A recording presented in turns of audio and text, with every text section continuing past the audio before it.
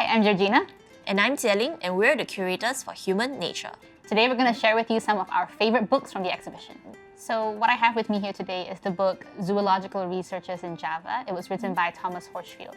And he conducted most of the study for this book when he was living in Java between 1801 and 1819. In the book, he describes over 70 different animals and birds, and it's full of beautiful illustrations. And I think it's just a very significant book because he's the sort of the first European person to describe a lot of these species, and as a result, many of them get named after him. So one of the interesting animals that is in here that's shown on the page is the Malayan tapir. A lot of the description that Horsfield includes in the book comes from Stamford Raffles and William Farquhar, who was then the first resident of Singapore.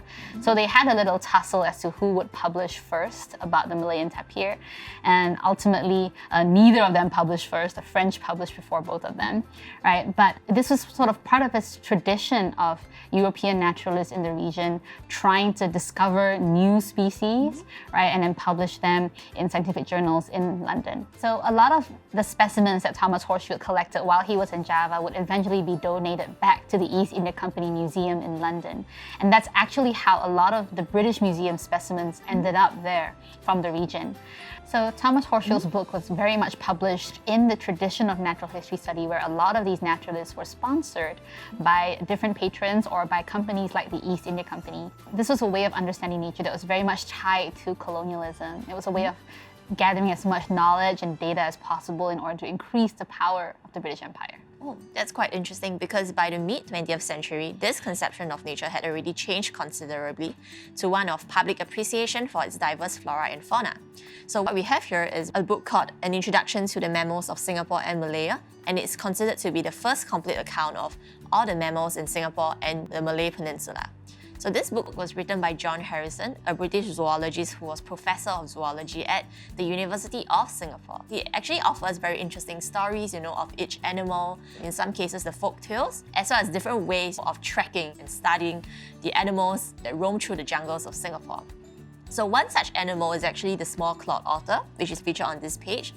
And the small-clawed otter is one of Singapore's two native otter species, the other being the more famous smooth-coated otters that we can see around today. So the small-clawed otter was actually more numerous in Singapore during the colonial era. However, because of a lot of habitat destruction due to deforestation, it really decimated most of the local population. This book is actually written in a very conversational and layman tone, and that's because Harrison really wanted the public, any member of the public to be able to just pick up this book and look through it and actually venture into the jungles to look for the animals in this book. Yeah, it's kind of interesting how these two books are a very different way of looking at nature. Horsfield's is very heavily scientific, written for other scientists, versus Harrison's book is for the general public to themselves become naturalists and go out and appreciate nature. So if you'd like to hear more stories about the study of the natural world in Singapore and the region, please come to Human Nature. We have lots of tours and programs lined up for everyone. We'd love to see you there. Yep, see you!